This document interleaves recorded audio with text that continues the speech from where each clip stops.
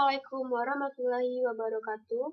Perkenalkan, nama saya Nurul Asifa Siregar dari program studi manajemen bisnis kelas 1A. Pada kesempatan kali ini saya akan menjelaskan tentang berpikir seperti seorang ekonom. Setiap bidang studi memiliki cara dan bahasa sendiri untuk berpikir. Ahli matematika berbicara tentang integral, aksi, dan ruang vektor. Psikolog berbicara tentang ID, ego, disonansi kognitif.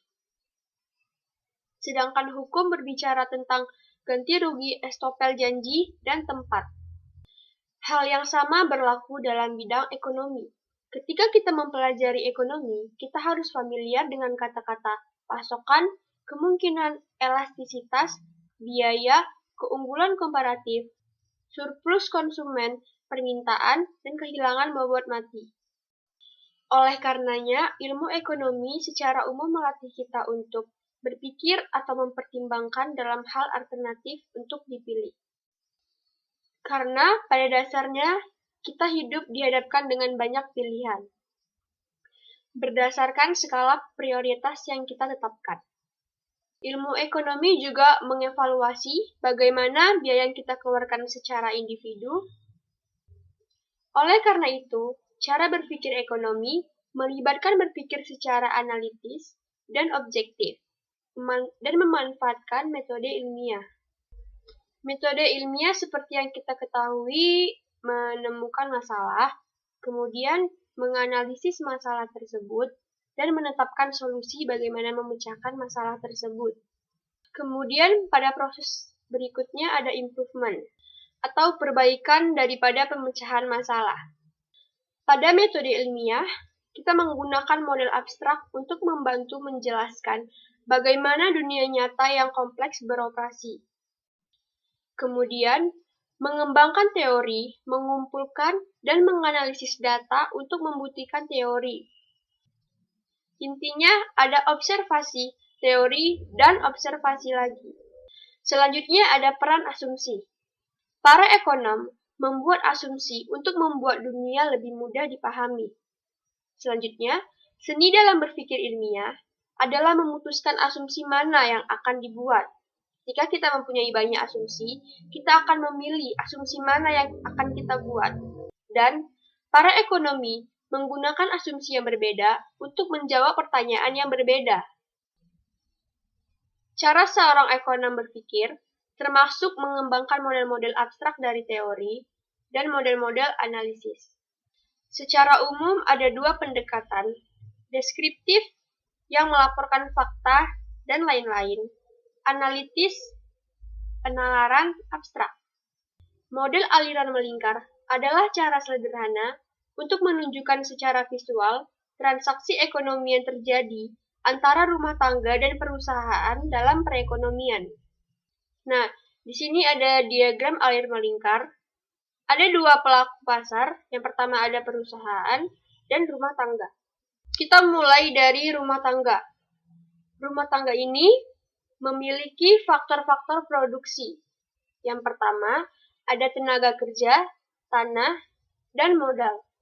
Kemudian, dari pasar untuk faktor dari produksi, menjadi masukan untuk produksi perusahaan.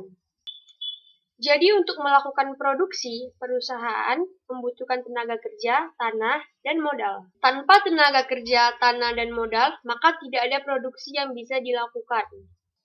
Kemudian, barang produksi tersebut diolah dan menghasilkan barang dan jasa yang akan dijual dan masuk ke pasar untuk barang dan layanan.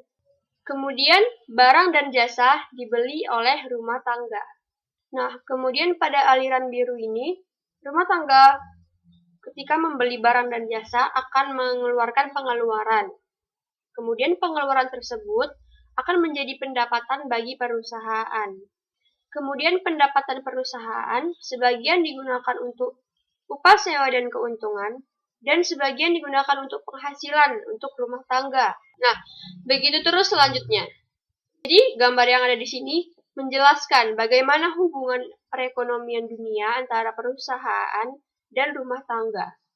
Nah, di sini perusahaan memproduksi dan menjual barang dan jasa, menyewa dan menggunakan faktor produksi. dan rumah tangga membeli dan mengkonsumsi barang dan jasa, dan memiliki dan menjual faktor produksi. Nah, di pasar barang dan jasa, perannya perusahaan menjual, rumah tangga membeli. Pasar untuk faktor produksi, rumah tangga menjual, dan perusahaan membeli. Kemudian, apa yang disebut dengan faktor produksi dalam diagram alir melingkar tadi? Faktor produksi adalah input yang digunakan untuk memproduksi barang dan jasa, dan tanah, tenaga kerja, dan modal. Satu lagi dari faktor produksi adalah orang yang berusaha atau entrepreneur. Nah, kemudian model kedua ada batas kemungkinan produksi. Batas kemungkinan produksi adalah grafik yang menunjukkan berbagai kombinasi output.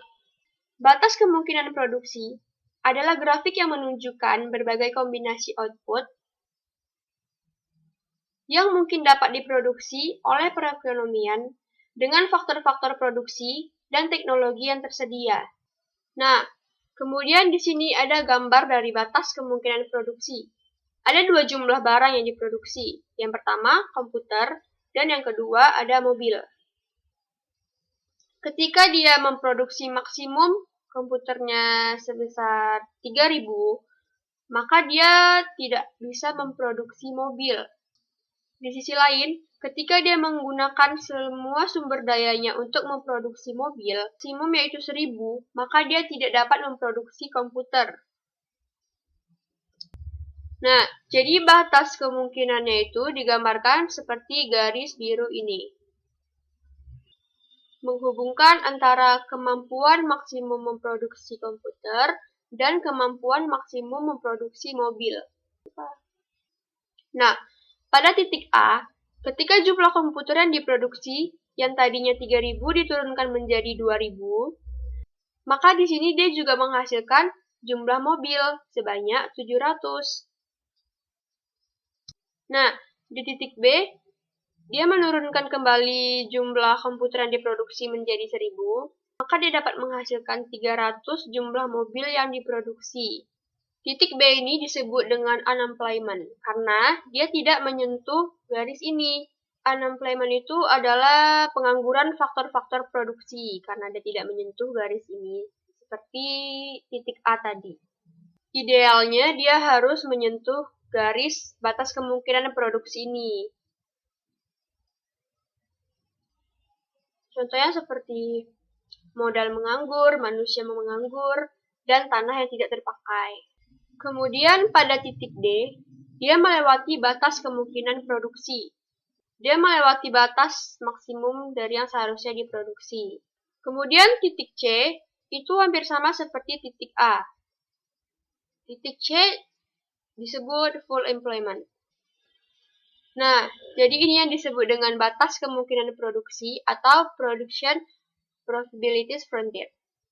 Kemudian, konsep yang diilustrasikan oleh batas kemungkinan produksi menunjukkan kita adanya efisiensi, adanya pengorbanan atau trade-off, dan ada juga kemungkinan biaya atau opportunity cost, dan pertumbuhan ekonomi. Nah, jika garis biru ini bergerak menjadi garis merah, maka dia memperoleh sumber daya yang lebih, dan dia juga bisa memproduksi lebih. Jumlah maksimum mobil yang diproduksi di sini ada 1.000, dan jumlah maksimum komputer yang diproduksi ada 3.000, tetapi dia masih bisa bergerak menjadi 4.000. Dari 3.000 ke 4.000 ini, dia menunjukkan pertumbuhan ekonomi. Kemudian di sini kita membedakan antara mikroekonomi dan makroekonomi. Mikroekonomi berfokus pada bagian-bagian individual dari ekonomi, bagaimana rumah tangga dan perusahaan membuat keputusan dan bagaimana mereka berinteraksi di pasar tertentu. Makroekonomi melihat ekonomi secara keseluruhan, bagaimana pasar secara keseluruhan berinteraksi di tingkat nasional.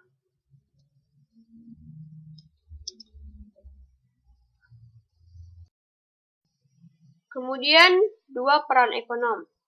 Ketika mereka berusaha mencoba menjelaskan bagaimana dunia ini, mereka disebut sebagai ilmuwan. Dan ketika mereka berusaha mencoba mengubah dunia ini, Mereka disebut sebagai pembuat kebijakan. Analisis positif versus normatif. Pernyataan positif adalah pernyataan yang menggambarkan dunia apa adanya. Disebut analisis deskriptif. Pernyataan normatif adalah pernyataan tentang bagaimana dunia seharusnya. Disebut analisis perspektif. Nah, ini ada contoh-contoh kasus yang berada di negara lain tentang positif dan normatif. Ada kenaikan upah minimum akan menyebabkan penurunan lapangan kerja di antara yang paling tidak terampil. Defisit anggaran federal yang lebih tinggi akan menyebabkan tingkat suku bunga meningkat. Keuntungan pendapatan dari upah minimum yang lebih tinggi bernilai lebih dari pengurangan kecil dalam pekerjaan. Pemerintah negara bagian harus diizinkan untuk memungut biaya dari perusahaan tembakau untuk mengobati penyakit yang berhubungan dengan merokok di antara orang miskin. Ekonom di Washington bertindak sebagai penasihat dalam proses pembuatan kebijakan dari 3 cabang pemerintahan, legislatif, eksekutif, dan yudikatif. Mengapa ekonom tidak setuju? Mereka mungkin memiliki nilai yang berbeda, dan demikian pandangan normatif yang berbeda. Contoh yang disetujui kebanyakan ekonom, plafon sewa mengurangi kuantitas dan kualitas perumahan yang tersedia, tarif dan kuota impor biasanya mengurangi kesejahteraan ekonomi secara umum. Demikianlah yang bisa saya jelaskan tentang berpikir secara ekonom.